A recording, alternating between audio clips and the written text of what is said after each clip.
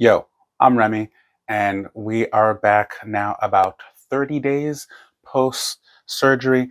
And I gotta say, things are definitely on their way up. I feel like some of the worst of it is behind me.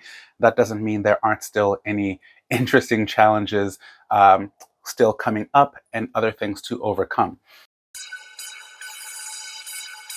What it do?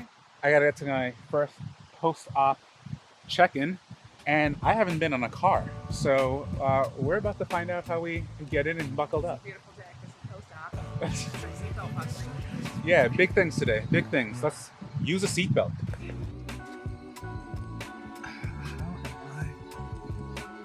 All right.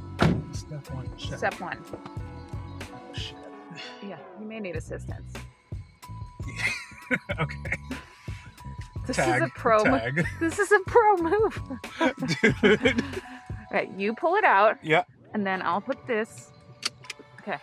Wonderful. See, yeah, look at that. Easy as pie. Safety first. It's totally got that. Going into that first visit, I thought I was going to be a lot further along than I actually am. We so regularly hear what we want to hear. We'll see what they've got to say, and we'll see how much longer I've got in the sling, when I can start PT and all that. So when my surgeon was telling me it's going to take 6 weeks before I even get to You flatten this out a little bit, and then I attach it to the front of the socket with 2 screws. So when you come back see me next time, you're going to see 2 screws in your shoulder. There's a muscle, this is the subscap muscle. It comes across, attaches here. We split that to get at this, to be able to put it on there. And so now those 2 muscles that are attached to the piece that comes in squish that bottom part of the subscapularis against the front of your joint. So that's the dynamic compression. Gotcha. So this has got three things. It makes the surface area bigger. It's got this dynamic sling of these muscles. And we also repair the capsule back. That's the least important, but that's the third one. It's looking good. There's no sign of infection. Okay. The nerves are working.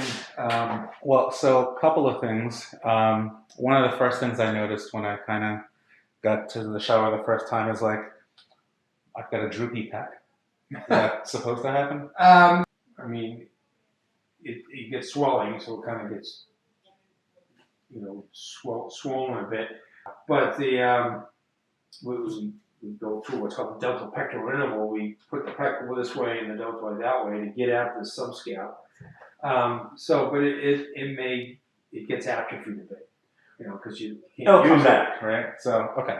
Nothing it. long term. Yeah, no, it's going to. All right, the same thing. I couldn't engage it, and I felt this similarly with the bicep. Yeah. I couldn't engage it or flex it, but then once I could, it hurt like mad.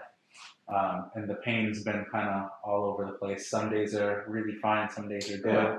And then It's a fairly substantial dissection, so that's going to fade with time. Okay. But the fact you can do this and this, those are the 2 things that I just want to make sure those are working, because those 2 nerves are right in the general vicinity. In fact, the biceps nerve, one of the muscles we transfer is the short head of the biceps. Okay. And so it is, you don't want to pull on that nerve. You could make it go on vacation and not work. But it's... So with that, I noticed with one arm, I can't rotate past this point. You'll be able to. Okay. The biceps, like I say, it's a little weak. Okay. Okay. So you're pulling on the biceps. Part of it is there. Like I say, it's 2 weeks, not even from this surgery. It's just healing. It just takes time. Okay. So we're not going to start you up on any formal PT until next go round. Positive. That went about as well as it could. Turns out I still have a long way to go. As you heard, 4 weeks before I can even start PT. Oh. Perfect example is the post-op care. And my surgeon was very clear and told me I would be out for 6 weeks just recovering from the surgery. In my mind, I heard that 6 weeks would be broken down as maybe 2 weeks of really intense pain and not being able to do much, but then the next 4 weeks of like, all right, cool, we're moving around, and it'll be slow, it'll be light, it'll be careful, but you can still do certain things. My PT said the same thing, that like, oh, it's gonna be 6 weeks before I can even see you. And I'm wondering like, why don't we have an appointment? Then realizing after week 2, after week 3, into week 4 now, we're a month out, there's still a whole lot that I just cannot do. And there's still a whole lot that is slowly coming on. Not to make it sound like all is lost and doom and gloom, I just thought I'd be further along. I thought I would be back on the indoor bike. I thought I'd be able to start running at this point. I still can't really get that arm swing, so that's out. You need to be able to support yourself on the bike, and you don't think about it, but you got to be able to hold your arm out in front of you and get some resistance, right? A little push off against the handlebars. And I can't get that arm up ahead of me this high, maybe for like 10 seconds, but I couldn't do that for the duration of a ride. So that's out. And it's just kind of, oh, right, they told me this, but I thought for whatever reason that I was superhuman, I was a special little snowflake, and I would blow these out of the water. So eating a little humble pie, but once I can and I'm given the green light to push things a little bit, because there is definitely something to having an athletic base that you can recover from certain things, but there's no ands, ifs, or buts about it. I was sliced wide open. That's just going to take some time for things to heal up. So be patient with that part of the recovery. Along the list of things that I couldn't do was, just regular grooming. As you know, I like to keep this head shaved, and I was not able to reach up and take care of that. So the hair was growing out, and it was fine, honestly, but it just didn't feel like me. And if there's one thing, if you don't feel like yourself, you don't feel good, you're not going to have a good time. It's kind of like, yeah, I'm sure you know the feeling. Everybody has their thing. Let me know in the comments below. What's the personal care thing that you have to do just for you to feel like yourself? I take a trip to a barbershop with my buddy, only to find out that this barbershop doesn't really have barbers on staff. So it's been some years since I've actually been to a barbershop. Tried to go to Floyd's, and 2 strikes on me. 1, I didn't make an appointment online. That's my bad. 2, had you made an appointment, I would have been aware that, they mostly have stylists on hand, so there wasn't someone available to shave my head. Bruh. To shave my head. Like, razor, foam. That's I have that kind of place. I feel like that's the issue. The simplest cut. Yeah, I don't know, Floyd's. It's a bad look. I don't know. Well, sometimes you got to take matters into your own hands. For me, that meant doubling down on some of the recovery things that I can do, some of my arm swings, just some of the procedures that are safe, that were approved, that were actually recommended by my PT to do, so I don't completely freeze the shoulder, just to move it around and have some range. And as soon as I had enough range to bring this arm up to my ear, guess what's the first thing I did? So we got that done, feeling good, feeling great, but it was just a whole learning experience.